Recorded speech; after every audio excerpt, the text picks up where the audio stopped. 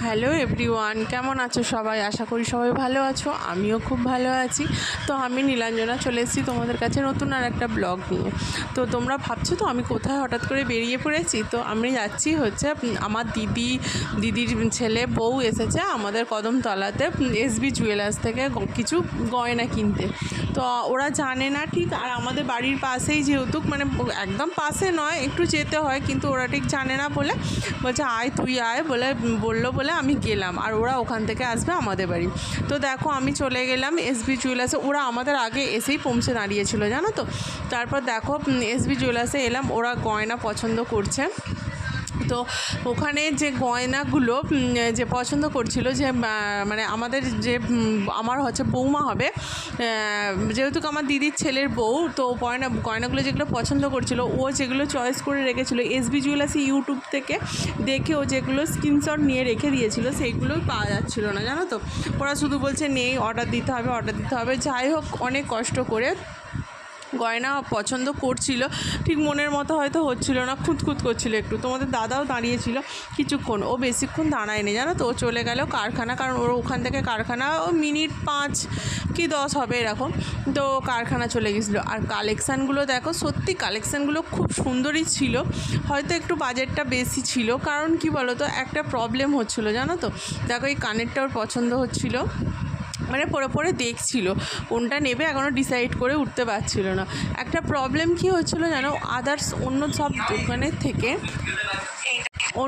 দোকানের থেকে জানো তো এখানে দামটা না একটু বেশি। কেন জানি না, বুঝতে পারছি না। কারণ অন্য দাম কেন বেশি হবে? সব জায়গায় তো সোনার দাম একই হবে। এ কি আলু পটল মূলো বাজারের বলো না যে এখানে একরকম দাম উনি একরকম বিক্রি করছে, এরকম তো না। সোনার দাম যেখানে সেখানে সব জায়গাতে তো একই হবে, বুঝতে পারিনি। তো ওরা পছন্দ করে জিনিসপত্র পছন্দ করেও নিতে পারলো না। আর একটা ফ্যামিলি এসেছিলো, তো তারা অনেক ঝগড়া করছিলো এসবি জুয়েলার্সে। ওখানকার কোম্পানি মানে মূল যে কোম্পানি মানে যে আসল মালিক, তাকে ফোন করা হলো। তিনি বললেন যে নিতে হয় নাও, নালে ছেড়ে দাও, এই বলে ওরা কী করলো, রাগে চলে গেল, ছেড়ে দিয়ে চলে এলো। তারপর পাশে একটা অগ্নি জুয়েলার্স ছিল, সেখান থেকে গয়না কিনে নিয়ে এলো। তো গয়না কিনে বৃষ্টিতে ভিজতে এলাম আমাদের বাড়িতে। মা ছাতা নিয়ে এগিয়ে গিয়েছিলো। তো আমাদের বাড়িতে এলাম, মা অনেকটাই এগিয়ে গিয়েছিলো ছাতা নিয়ে। তারপরে আমাদের বাড়িতে এসে বৃষ্টিতে সমস্ত ভিজে গেছে জামা কাপড়। মা মুড়ি তেলে ভাজা রেডি করে রেখেছিলো, আসতেই মুড়ি দিল ওরা চেঞ্জ করতে মিষ্টি জল দেওয়ার পর। তারপরে দেখো মা ডাল করে রেখে দিয়েছিল, তারপর আনাজ টানাজ কেটে রেখে দিয়েছিল অনেকটাই। এই দেখো মা মুড়ি মেখেছে, প্রথমে মিষ্টি জল দেওয়ার পর তারপর মুড়ি দিল। মা অনেকটাই করে রেখে দিয়েছিল। আর ওরা অনেকক্ষণ বেরিয়েছিল জানো তো, দুপুরবেলা খাওয়া দাওয়া করে। আমারও খারাপ লাগছে, কিন্তু ওখানে একটা জিনিসে পছন্দ হলো না, আবার একটা দোকানে ঢুকে জিনিস কেনার জন্য আরও দেরি হয়ে গেল। আর আমি এসেই কি করেছি বলো তো, আমার আস্তে আস্তে পুরো 7:30 পৌনে 8টা যেহেতু বেজে গেছে, আমি কী করলাম, এসেই আগে রান্নাটা বসিয়ে দিয়েছিলাম। মাংসটা বাকি ছিল, আর লুচি ভাজবো বেগুন ভাজবো, মা ডালটা করে ফেলেছিল। তো লুচি বেগুন ভাজা হবে, আর মাংসটা বাকি ছিল। তো মাংসটা যেহেতু আমার ডিপার্টমেন্টে, তো আমি ওই জন্য তাড়াতাড়ি করে এসে মাংসটা আগে পেঁয়াজটা ভাজা বসিয়ে দিলাম। তো পেঁয়াজ ভাজা দেখো বসিয়ে দিয়েছি, আর এদিকে মাংস করতে আরম্ভ করে দিয়েছি। আর এদিকে দেখো মাংস কষা হয়ে গেলে যখন হয়ে গেল, তারপরে ওদের সঙ্গে গল্প করছিলাম মুড়ি খেতে খেতে। তারপর অনেকটা রাত্রিরই হয়ে গেল, তো ওরা খেয়ে দিয়ে শোবে, অনেক ভোরবেলা উঠেছে যেহেতু বলছিল। তো তাড়াতাড়ি করে আমি তখন 9টা বাজে বেগুনটা ভেজে ফেললাম। আর মা ময়দা মেখে দিয়েছিল, দেখতেই পেলে তোমরা, মা ময়দাটা মেখে দিয়েছিল বলে অনেকটাই হেল্প হয়েছে। তো আমি তারপর লুচি আর বেগুন ভাজাটা আমি করে ফেললাম। করতে দেখো আগে বেগুনটা ভেজে ফেললাম, আগে অল্প কটা বেগুন ভেজে আর লুচিটা এইদিকে বেলছিলাম। তো লুচিটা আবার মানে ভাজা হয়ে যেতে সবগুলো তো বেলা হয়নি, আবার কী করলাম, কয়েকটা বেগুন ভেজে আবার কয়েকটা লুচি ভাজলাম। আমি এরম করেই করছিলাম, নাহলে কী বলো তো গ্যাসটা কামাই যাবে, আবার নিভিয়ে দিতে হবে, আবার জ্বালতে হবে, এরকম করতে হবে। তারপর লুচিগুলো আমি ভাজছিলাম। তো এরকম করছিলাম। তো কী করবো বলো, দেখো অর্ধেকটা বেলা হয়েছে আর অর্ধেকটা বেলা হয়নি, আর অর্ধেকটা বেগুন ভাজা হয়েছে, এরকমভাবেই করছিলাম। তো রাত্রি করতে করতে প্রায় 9:45 বেজেই গেল। তো তারপর মাও বললো যে রাত্রির হয়ে গেছে। আমিও বললাম যে হ্যাঁ তোমরা খেয়ে নাও, আর তোমাদের দাদা একটু দেরি করে আসে, আমরা একটু দেরি করে খাই, তো ওই জন্য বললাম যে না তোমরা খেয়ে নাও, অনেকটাই রাত্রির হয়েছে বলে। দেখো চিকেনটা কষা, চিকেনটা জানো তো আমার একটু নুন হয়ে গেছিলো, মনটা খুব খারাপ লাগছিলো, তো একটু নুন হয়ে গেছিলো। আবার লুচি দিয়ে বলে একটু নুন, ভাতের সঙ্গে হলে হয়তো মেকআপ হয়ে যেত, কিন্তু লুচি দিয়ে তো একটু নুনই লাগছিলো, মনটা খারাপ লাগছিলো যে মাংসটা খারাপ হয়ে গেল, মানে মনটা খুঁতখুত করছিল। তো দেখো মা ওদেরকে খেতে দিচ্ছিল, গুছিয়ে খেতে দিচ্ছিল, তবে ওরা কিছুই খায়নি সেরকম। ওই যে এসে যে চাট করে মা মুড়ি দিয়েছে, ওই মুড়ি খেয়েই ওদের পেট ভরে গেছিলো। তো আর খেলো না, কিছু খেলো সেরকমভাবেই কিছু খায়নি ওরা। তো ওরা মানে ভোরবেলা উঠেছে তো সে বলছিল একটু শুতে পারলে বাঁচি। দেখো ওদেরকে খেতে দিয়ে দিয়েছে, আর বাপিও এদিকে খেতে বসে গেছিলো। আমরা তোমার দাদা আসেনি বলে আমি, তোমার দাদা আর মা লাস্টে খেলাম, মানে ওদের খাওয়া দাওয়া হয়ে যাবার পর। তো তারপর দেখো শুয়েছিলাম, ওরা আমাদের ঘরে, মানে ছেলের বউ শুয়েছিল আমাদের ঘরে, আর আমি বাবু তোমাদের দাদা শুয়েছিলাম মায়েদের ঘরে বিছানা, আর মা বাপি শুয়েছিল মেজোতে, আর দিদি শুয়েছিল পাথর ঘরে বিছানায়।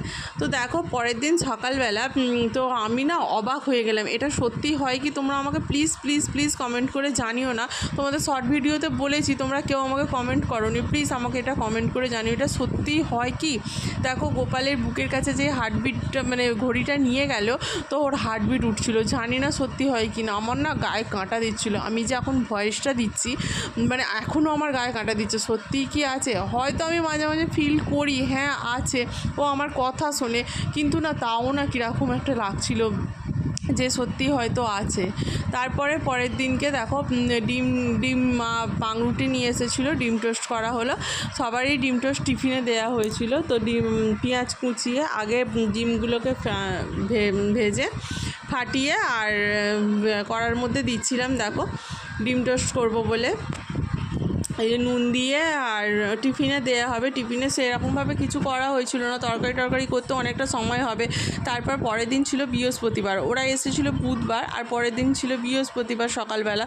পুজো টুজো থাকবে, অনেকটাই টাইম লেগে যাবে পুজো করতে, ওই জন্য তাড়াহুড়ো করে ডিম টোস্টটাই যেহেতু তাড়াতাড়ি হবে, ওই জন্য ডিম টোস্টটাই করা হলো। তো দেখো আগে তেল দিয়ে দিলাম কড়াতে, দিয়ে আগে তাড়াহুড়ো করে ডিম টোস্টটা করে দিচ্ছিলাম। ডিম দিয়ে, আর বাবুও তার সঙ্গে ওদের সঙ্গে খাবে, আর অনেকটাই বেলা হয়ে গেছিলো, ওদের খিদে পেয়ে যাচ্ছিলো, মানে 10টা সাড়ে 10টা প্রায় বেজে গেছে।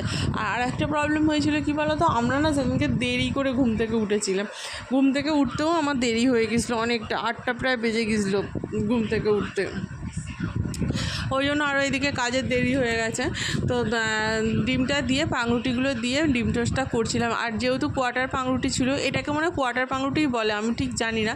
তো কোয়ার্টার পাউরুটির মতন ছিল যেটা, ওই জন্য সুবিধা হচ্ছিল ডিম টোস্ট করতে। কিন্তু 4 পিস করে যে পিস কাটা পাউরুটিতে, ওতেও ডিম টোস্ট আমি করি, কিন্তু ওতে কী বলতো একটু অসুবিধা হয়, ওল্টাতে অসুবিধা হয়, এমনি আদার্স কিছু না, ওল্টাতে অসুবিধা। এতে বেশ সুবিধাই হচ্ছিলো, দুটো হচ্ছিলো, তো করে দিয়ে দিলাম। তারপরে মা খেতে দিয়ে দিল ওদেরকে।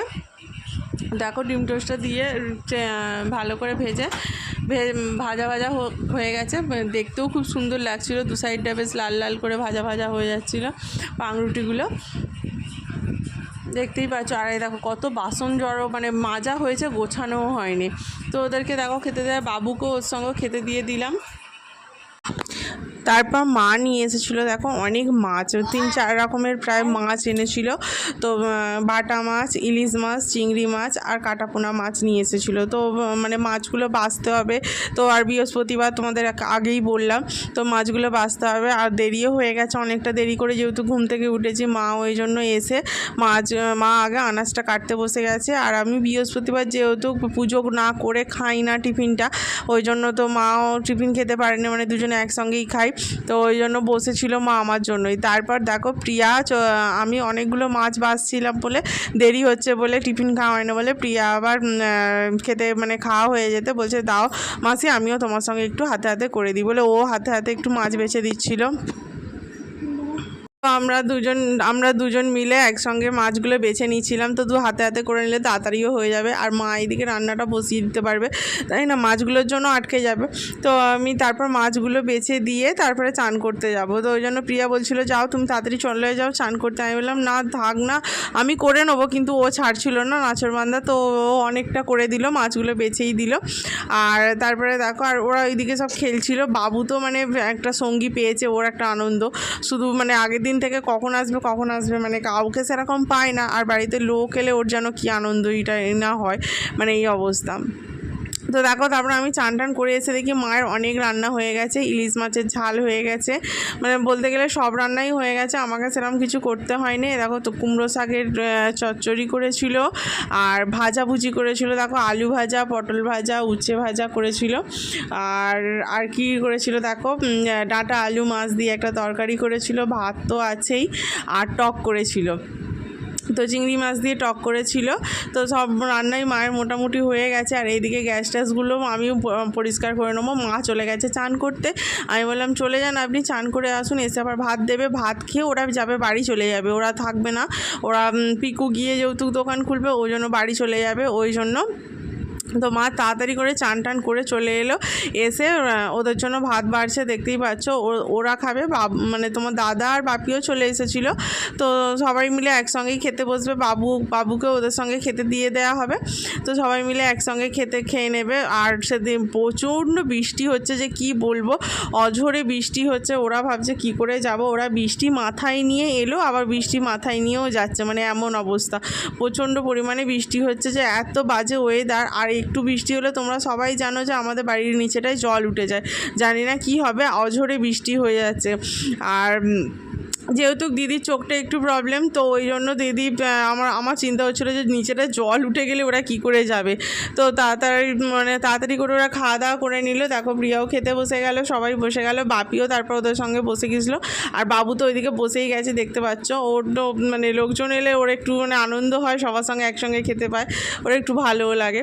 তো দেখো সবাই মিলে ওরা খেয়ে নিল, বাপিও লাস্টে বসে গেছিলো। আর তোমার দাদা এত লজ্জা পায়, ও কারোর সঙ্গে অত খেতে চায় না, ও ওই জন্য আলাদা করে ওকে আমাদের এইদিকে খেতে দেওয়া হয়েছিল, ও আলাদা করেই খেতে বসেছিল। দেখো ওর মতো খেতে পছন্দ করে, ও বড্ড লজ্জা লাগে।